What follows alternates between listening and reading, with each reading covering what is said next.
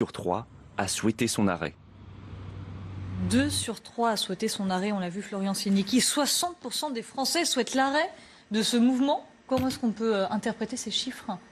Au fond, ce chiffre, il nous dit une chose, c'est que c'est la fin de la lune de miel entre les Gilets jaunes et une grande partie des Français qui ont pu un temps penser que cette nouvelle forme de mobilisation sociale, elle leur permettrait de changer leur quotidien par une réappropriation de la chose publique et politique. En vérité, comme dans un couple, eh bien, la routine, elle finit par lasser. Eh bien, les Gilets jaunes, ils ont fini par lasser une grande partie de l'opinion publique et ils doivent aujourd'hui tenter de se réinventer et démontrer aux Français qu'ils peuvent faire en politique avancer les choses et changer leur quotidien, contrairement aux vieux partis et aux vieux syndicats qu'ils n'ont cessé de stigmatiser pour mieux montrer qu'eux pouvaient proposer autre chose sans véritablement convaincre jusque-là.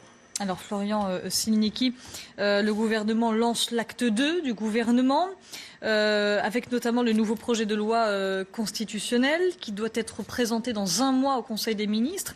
Comment est-ce qu'Emmanuel Macron compte se relancer ?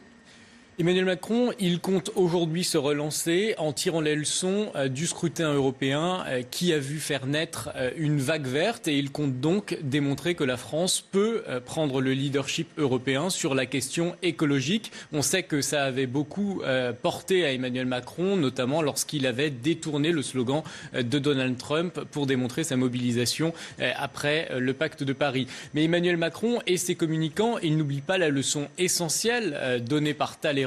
En politique, le mécontentement, ce sont les pauvres qui réfléchissent. Eh bien, il doit aujourd'hui, Emmanuel Macron, montrer qu'il a entendu qu'une partie de la population française souffre, que ses réalités quotidiennes sont difficiles et il doit leur apporter une réponse sur la question du pouvoir d'achat qui reste essentielle.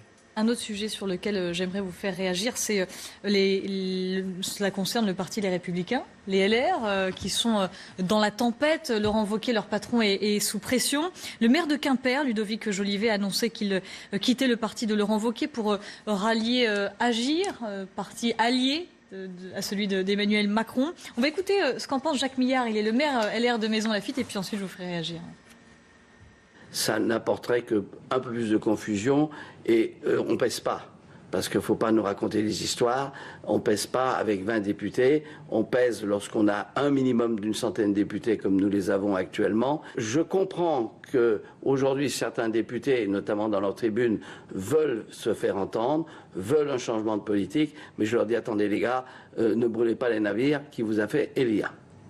Jacques Millard faisait référence au souhait d'une vingtaine d'élus, les Républicains, de jeunes élus républicains qui souhaiteraient créer un groupe indépendant à l'Assemblée nationale. C'est la dislocation du parti. Est-ce qu'il peut remonter la pente ? Comment est-ce que vous voyez les choses ? La droite en France, elle est balkanisée. Au fond, les libéraux, ils sont partis à La République En Marche. Les identitaires, ils sont partis au Rassemblement National. Il reste donc plus chez Laurent Wauquiez, derrière Monsieur Bellamy.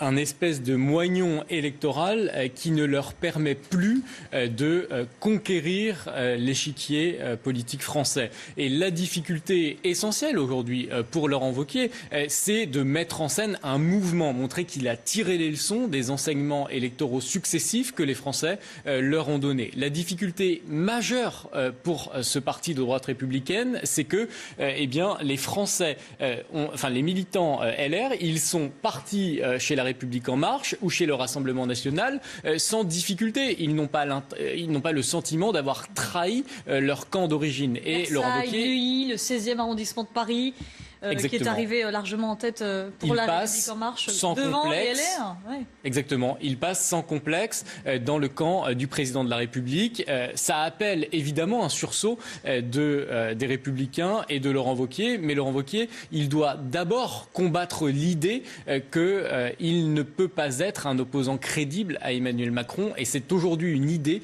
qui s'installe durablement dans son camp. Merci beaucoup, Merci Florian Silnicki. Je rappelle que vous êtes communicant et le fondateur de La French Com. Merci beaucoup. Tout autre chose à présent, c'est un mystère depuis une décennie, depuis 10 ans. C'était le 1er juin 2009.